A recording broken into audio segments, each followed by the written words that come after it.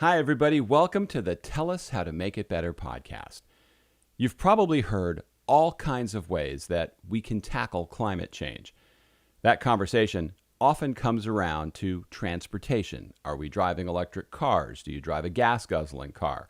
I'll leave any of the debate about how much of a difference we can make with that kind of change to the experts. But my guest today, Rudy Salo, has a broader way of tackling the issue. Rudy is a lawyer, writer, actor, podcaster, public speaker, and professor.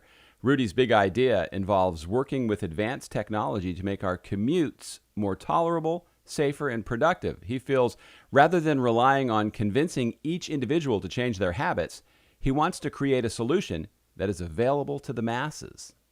I'm George Siegel, and this is the Tell Us How to Make It Better podcast. Every week, we introduce you to people who are working on real-world problems and providing actual solutions. Tell Us How to Make It Better is partnering with the Readiness Lab, the home for podcasts, webinars, and training in the field of emergency and disaster services. Rudy, thank you so much for joining me today. Thank you for having me, George. Hey, no problem. So right off the bat, Rudy, so tell me the problem that you have identified and tell us what you're doing to make it better. The primary problem that I have identified and that I'm working on and extremely passionate about, let's just call it my day job problem, George, because just a snippet of background. I am an attorney.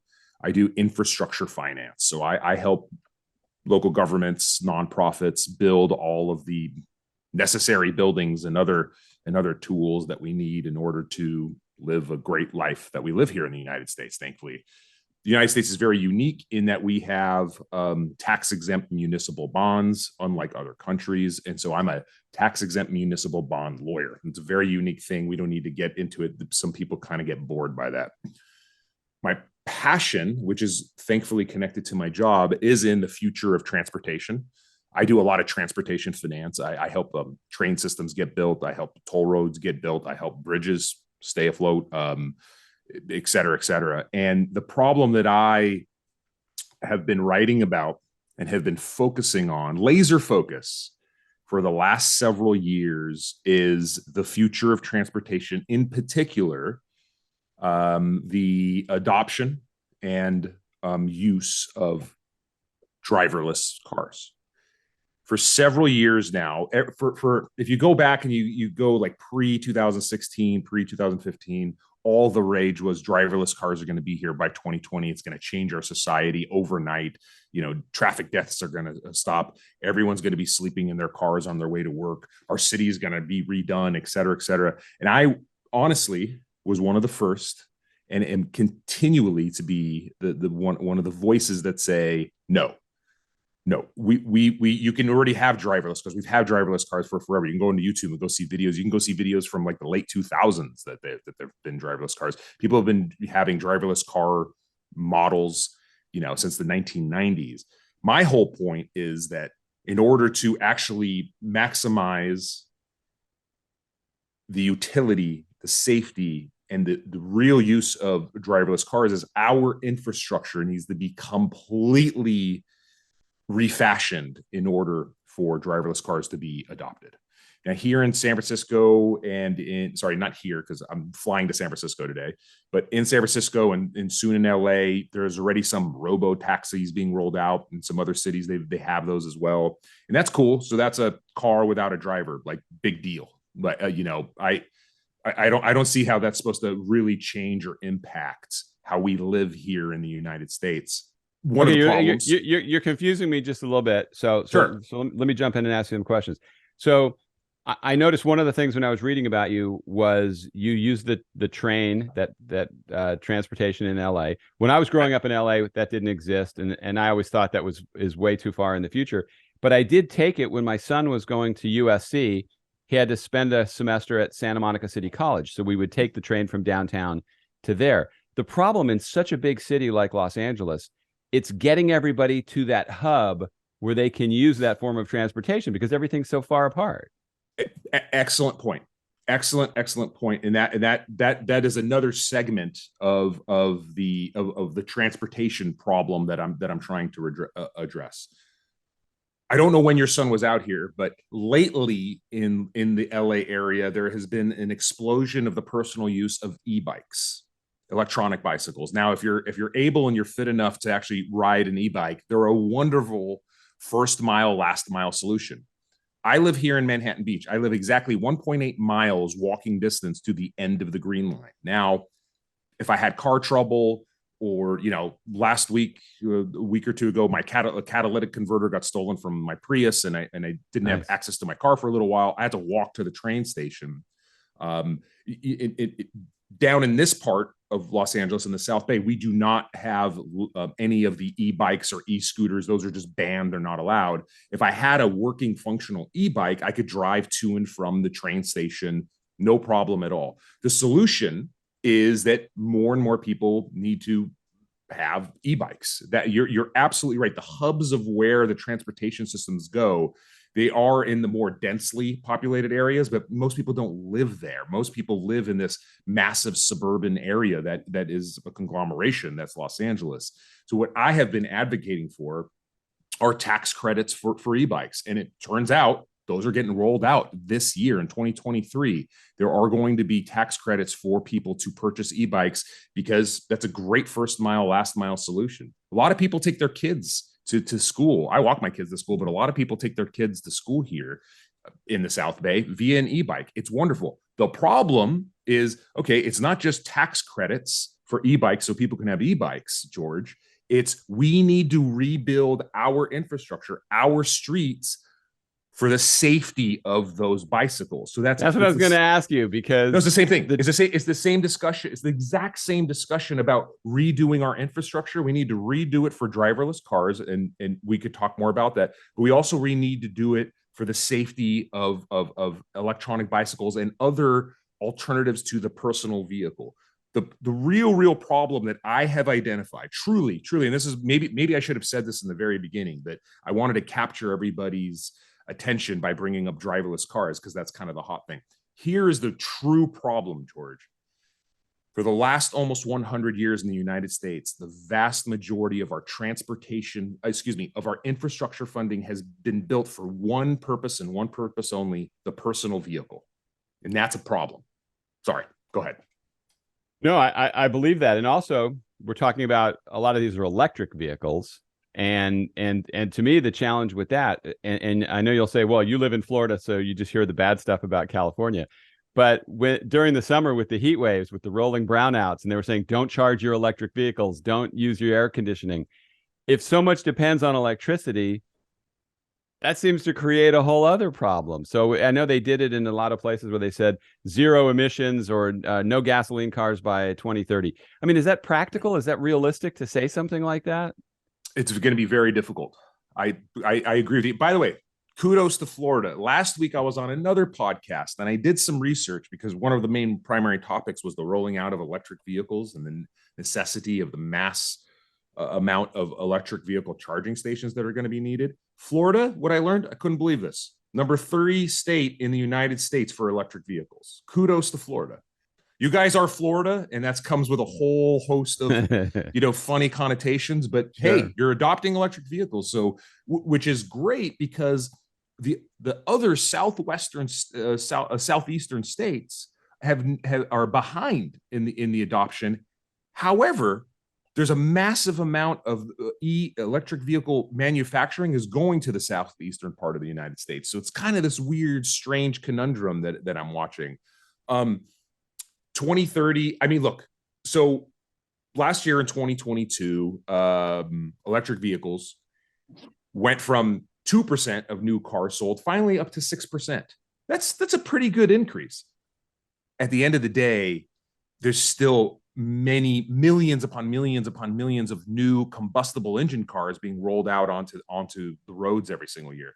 EVs are just a small part of it. And there's a lot of reasons for that, right? But people have range anxiety. The electric vehicle charging stations aren't there. People, the people still say that electric vehicles are too expensive and they need to, if they live in an apartment, how are they going to charge their cars?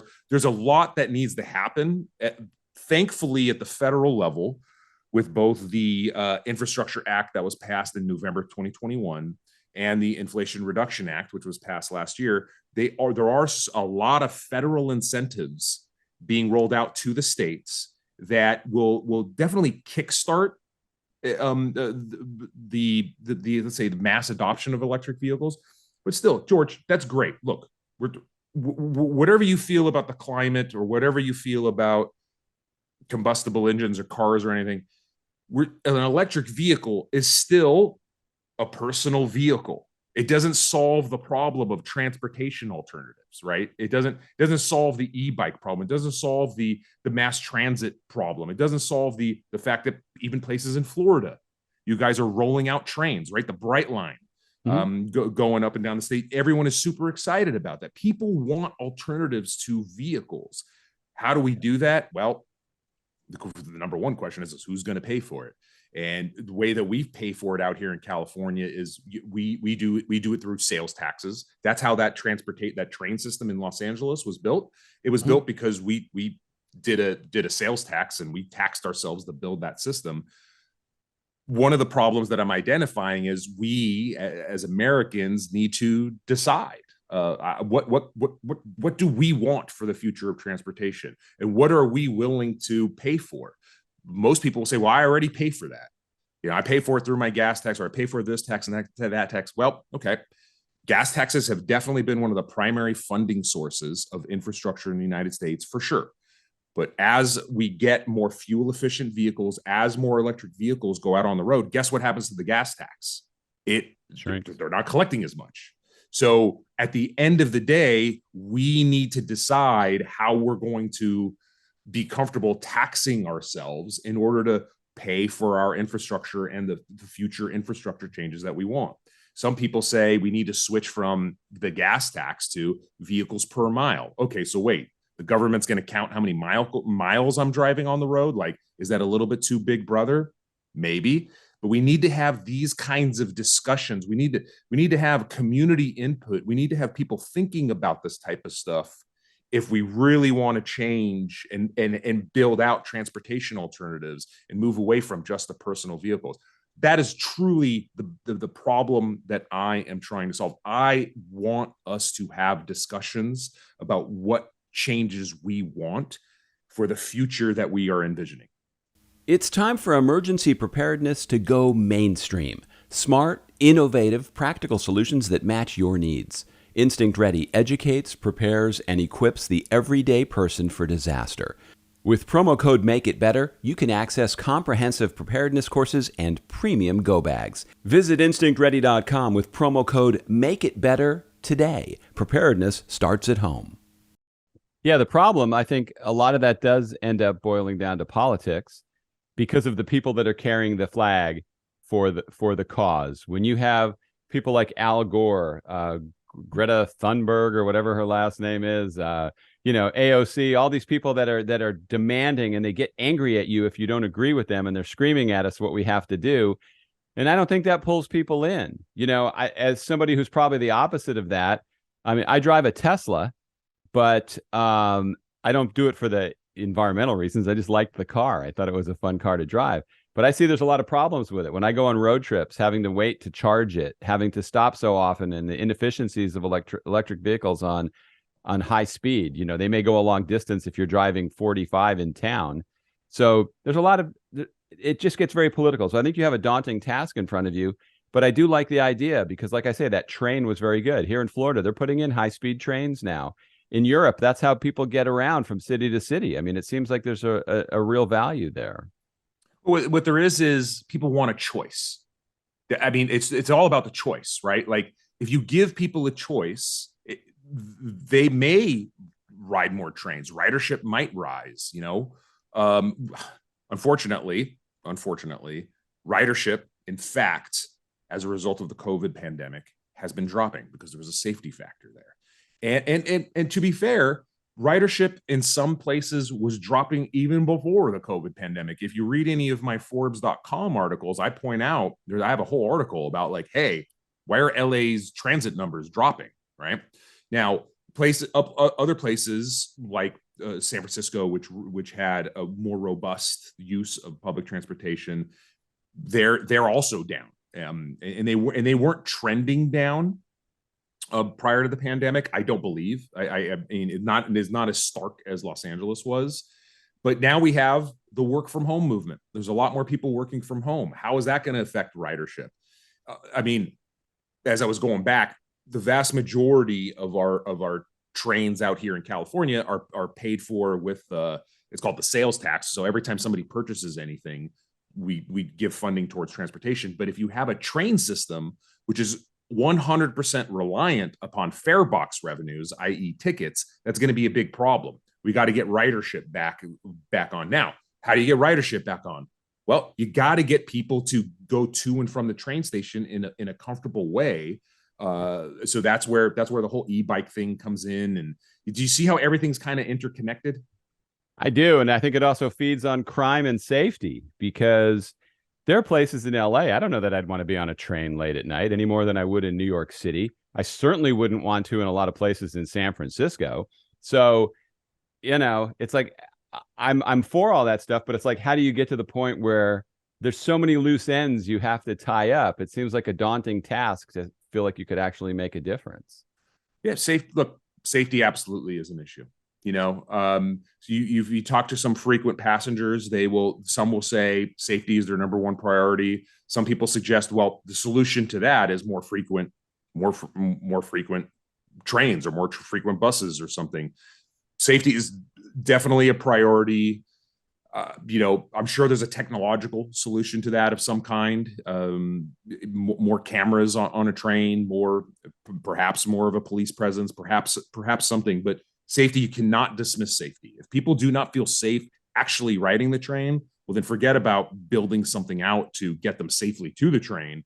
Because if they're going to stay off the train because of safety, then that's going to be a major issue. There's a lot of issues here. There really, really are. Most people feel safe in their personal vehicle alone going to and from where they're going. I will also say most people really hate traffic. You and I briefly touched upon politics prior to you hitting the record button. And you've brought up some political things on this. You've named some political members of a certain political party, and you've said some things. I'm very quiet because I'm very diplomatic. Here's the reason why I have focused my life on fighting something that every American hates. That's traffic. I don't care if you're red. I don't care if you're blue. Everybody hates traffic. Now, maybe people on the red side have their thinking of how to deal with traffic. Maybe people on the blue side have their way of thinking of how to deal with traffic. I'm trying to bridge both sides to say, can we talk about the one thing that we all hate as Americans, and that's traffic, and see if we can come up with a solution? That's my life's goal. Yeah, it's a great goal. And, although I did bring up a bunch of people that you would say are blue or on the left when I was. I didn't say nothing. I said nothing. I didn't paint any pictures. But just to say it, when I was using my example, when you bring up like sides in something, for me personally, I like to consider myself on no side, because there's no side that I really like. I'm more like what you're talking about. I want solutions. I want problems fixed, and I don't want to fight about them. What I don't like is people from either side yelling at me that I'm not on their side. I want people to find a way to bring everybody in and actually solve problems. That's my goal. That is one of my goals. And yes, okay, the things that I'm talking about, more safety for alternatives to vehicles, bikes and scooters, building out infrastructure for driverless cars. What does that actually mean? There was an article yesterday in the Wall Street Journal, in the review. There was in the opinion section. It was called "Will We Blame Self-Driving Cars?" And it was a discussion of a new study finds that people are likely to hold autonomous vehicles liable for accidents, even when they are not at fault, even when the car is not at fault. This is exactly the type of stuff that I'm talking about. For years, literally years, you can go back and go see, I've been writing articles about this. I have argued that we need to put driverless connected cars, because all cars need to be connected and have the technology to talk to each other, in their own lanes where no human drivers can go in there. That's what I have been advocating for. Now, okay, okay, big deal, Rudy. Why are you coming onto this podcast to talk about it? Well, are we as citizens going to be willing to give up an entire lane for these driverless vehicles? Hey, The streets are already too small for all the cars. Well, we need to have this discussion, right? Like, if we think that driverless cars and the amazing technology that's there is something that can truly transform our country and traffic, we are going to have to talk about their rollout and their proper rollout and what we are willing to give up in order for that rollout. So that's, it's just some of the things that I like to write and talk about. Sure. I mean, and the problem with that is we always hear about the one that fails. We don't hear about the ones that were successful that day. Of course not. You just hear the bad stuff. And when you do, it's scary. You think of a driverless car driving into an intersection. But I tell you, I've been in some cabs and Ubers lately where I might have been happier if there was no driver. There you go. Right. I mean, Yeah. you're right. I mean, and that was one of the points of the article is there's this bias that, oh, if it was a human driver, that human being, I mean, that human, can you imagine? We all live amongst the other human beings. That human being would have figured out a way to not get into that accident. That's ridiculous. One of the Forbes.com articles that I wrote over 3 years ago that still gets hit is about how Hollywood and TV shows have affected our AV biases, autonomous vehicle biases. And I list out like a whole bunch of movies where we've seen driverless cars and driverless vehicles and like, the danger of them. And I actually wrote like, hey, look, like this, I really think that if this is what we're focusing on, the danger, we're never going to have mass adoption. So I don't know. I do like the fact that there are some robo taxis out on the road, out here, out west, getting people familiar with them, getting people to the safe. I understand that aspect to it. I just truly think that for insurance purposes, for future litigation purposes, manufacturers of driverless cars, no matter what they do, they're always going to, everyone's going to think they got the big bucks. People are going to sue them, and insurance premiums for them are going to be through the roof. I really do think they need their own lanes. So I don't know. It's just something that I kind of argue for. I know that's very niche, but just arguing for it. No, it's interesting. I remember when they were putting the monorail in Las Vegas and you were going, well, how are they going to do this? And they elevated up there above the ground, but then you have a construction nightmare. I was just back in San Antonio, Texas, where I lived for a number of years. And they did an elevated roadway from the city up towards the north. And it's taken years and it's been a nightmare for people. So it's the pain that you have to put up with along the way to convince people that it's worth it. Amen, man. Yeah, totally. Couldn't agree more about the Las Vegas example. For example, very interesting as a municipal bond lawyer. The monorail bankruptcy was like a seminal case for like municipal bankruptcy because it had some very interesting issues. Every time I go to Vegas, I actually stay in a hotel that has the monorail. Why? Because I'm a nerd. I'm a transit nerd. I went to high school in Anaheim. I went to Disneyland. I love the monorail. I really geek out on that stuff. And yeah, people were using the monorail when I was in Vegas. I mean, it was a big convention. That it was packed. It was nice to see.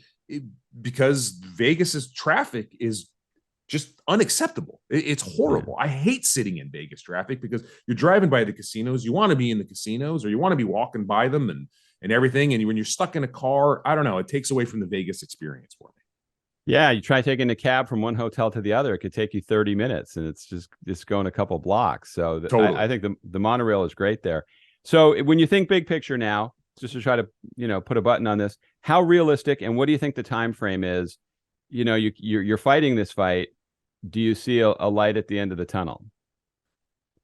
I do, because I am reading more and more articles in the Wall Street Journal and in other places where I'm actually, I know it's going to sound counterintuitive, I am seeing more companies divest themselves of their autonomous vehicle kind of wings, right, of their subsidiaries or anything. And I make the argument, and I have made this argument, and there's some people finally hinting at we're not ready. Okay, well, what does we're not ready mean? Well, we're mentally not ready. We as Americans are not ready for their mass adoption.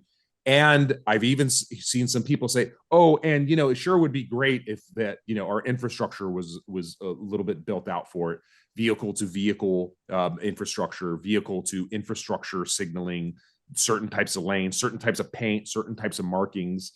Some states, like the state of Michigan, state of Colorado, are actually redoing some of their infrastructure for the adoption of driverless vehicles. So I think it's slowly moving in that direction. And like I said, I think it's great that these robo taxis are rolling out. We get used to them. I just think people have to have lower expectations about the effects of driverless cars.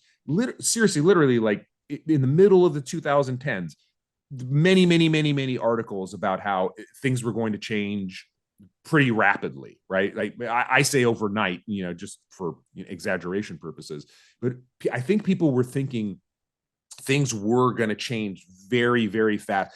When people were saying, when you're making your real estate choices, think about how driverless cars are going to affect everything.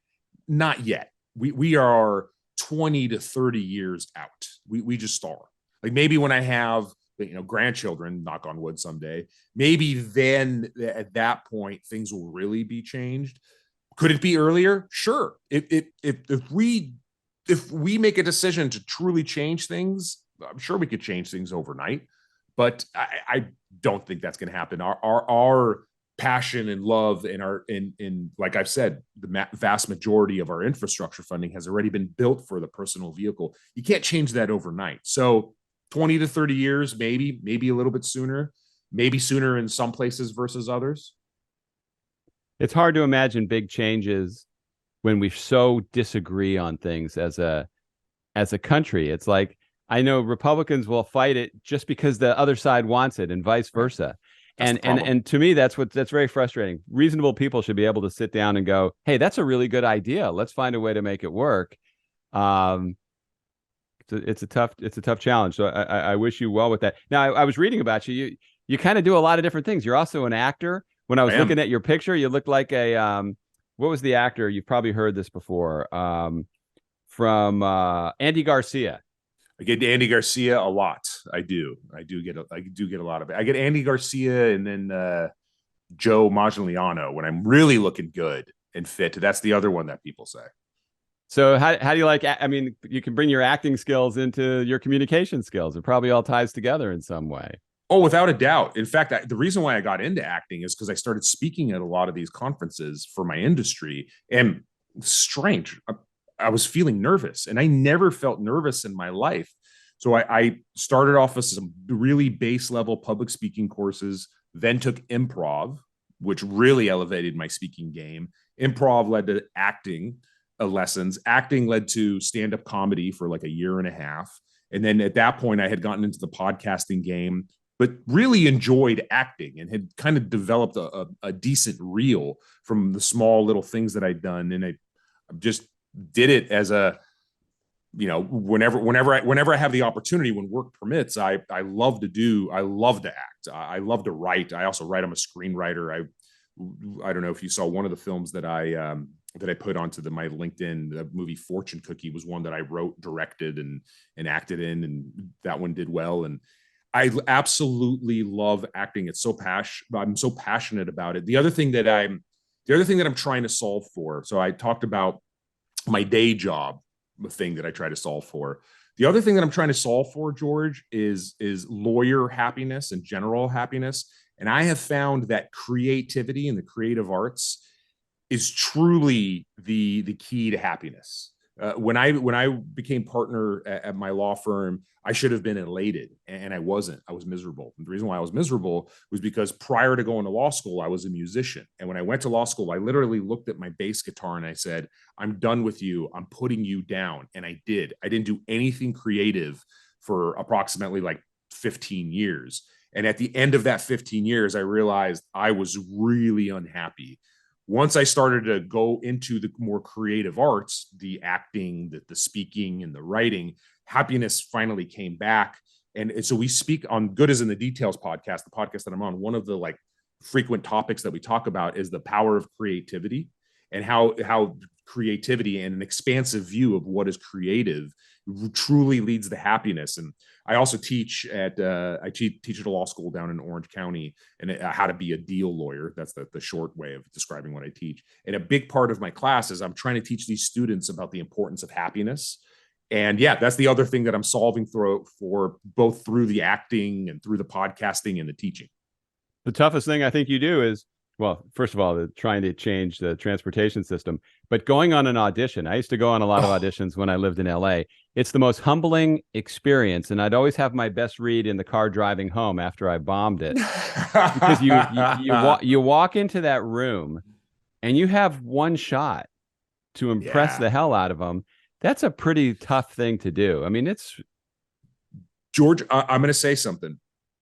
I'm going to throw this out there.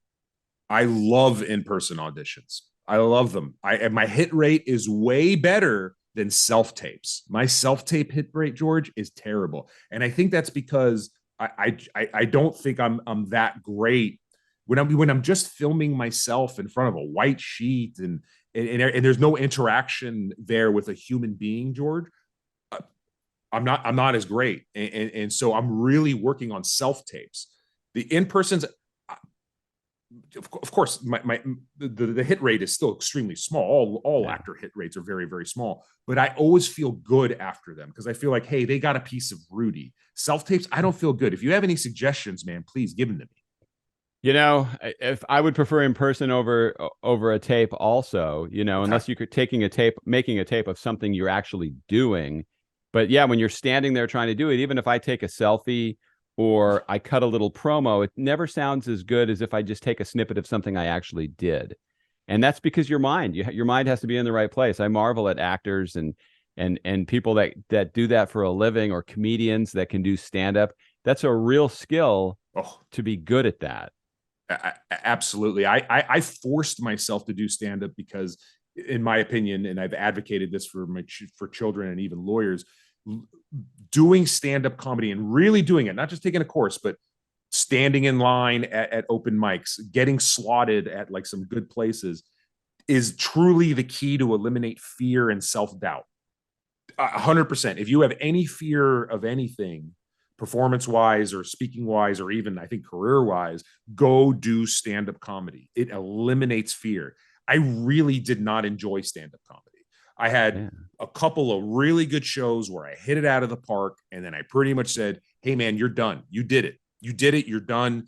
You're over this. Like, you can now move on from it. But anybody that's out there that's looking to like improve themselves, improve their performance, improving their career, improving anything like that, go do stand-up comedy for at least a year and a half. I promise you'll be so much better after. Yeah, if you can survive. I mean, when you watch the brilliant comedians like Jerry Seinfeld or Dave Chappelle or some, you know, people that can just stand there and talk and are funny, it took them a while to get to that point. They had to bomb a lot to probably hit that stride. Years, the massive amounts of hard work that go into it, and the shield, you know, the Teflon that they have of their bombing. You have to bomb. Yeah, how are you supposed to know if something's funny unless you bomb? Like, you literally have to be able to bomb and then adjust, bomb and then adjust, and then bomb and then adjust, and that builds confidence, in my opinion. Well, and if you really want to feel like you're standing on a edge of a canyon screaming out to nobody, start a podcast. Oh, forget. Amen to that, man. That's wow. a whole other dive into the abyss of performance, right? Yeah, but as a guy who's done so many things, and I always talk about this, you have to like what you're doing to be able to do it every day and be good at it. If you don't find any enjoyment in it, like with podcasting, you're doing it because you enjoy talking to people and you enjoy what you're talking about. If you're going to count the number of people every day that might be listening, you're going to drive yourself crazy. Couldn't agree more. And I don't. We do not count the number of people that listen to Good As in the Details. We literally do it because we get hit up by people that say, hey, that was really helpful. I was thinking about this topic. It helped me discuss it with my partner. It helped me discuss it with my boss. And I'm on Good As in the Details. I learn. It's like a self-help thing for me, because my partner, she's a philosophy professor at a number of universities. She's extremely intelligent. And so what we do there is we try to use the tenets of like old philosophy to like, how do you live and lead a better life and help people. And so on every podcast, we have an expert, and I'm learning in the prep of it. So to me, hey, it's like, if nobody listens to it, yeah, that's too bad. But I know I'm becoming a better person by doing it. Excellent. Well, hey, Rudy, I'm going to have all your contact information in the show notes, so people can reach out to you. If you had to leave people with a thought who are trying to do something to make the world better, and they just need advice to get off their ass and do something, what would you tell them? Oh, that's such a good question, George. Put one foot in front of the other. One step forward is a step in the right direction, and it's a slow process. And do not give up. Do not put one foot behind you. Always put one foot in front of you. Excellent. Rudy, thank you so much for your time today. Thank you, George. Thank you for joining me today on the Tell Us How to Make It Better podcast. If you liked what you were listening to, please become a subscriber. All of Rudy's information is in the show notes, and you can hear more from him on his podcast, Good is in the Details, where he co-hosts the show where we learn what we didn't know to help live a good life. If you have any ideas for guests for a future podcast, or want to share your thoughts on what you were listening to right here, my contact form link is in the show notes as well. I'd love to hear from you. Thanks again for listening. See you next time.